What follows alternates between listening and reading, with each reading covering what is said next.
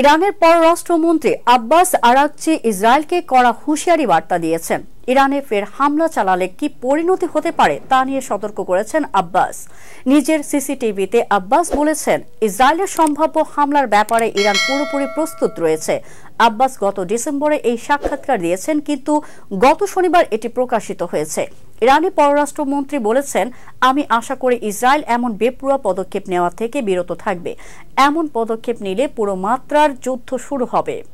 এদিকে গত ৩ জানুয়ারি Washington Times ও মার্কিন সংবাদ মাধ্যম এক্সিওস এর প্রতিবেদনে বলা হয়েছে, বিদায়ী মার্কিন প্রেসিডেন্ট জো বাইডেন ইরানের পরমাণু স্থাপনায় হামলার পরিকল্পনা করছেন। শুধু পরিকল্পনাই নয়, প্রস্তুতি নিতেও শুরু করেছেন। প্রতিবেদনে বলা হয়েছে, ইরান পরমাণু অস্ত্র ব্যবহার শুরু করলে যুক্তরাষ্ট্রের প্রতিক্রিয়া কি হতে পারে, মূলত তা নিয়ে প্রেসিডেন্ট বাইডেন প্রশাসনের শীর্ষ কর্মকর্তাদের সঙ্গে বৈঠক করেছেন।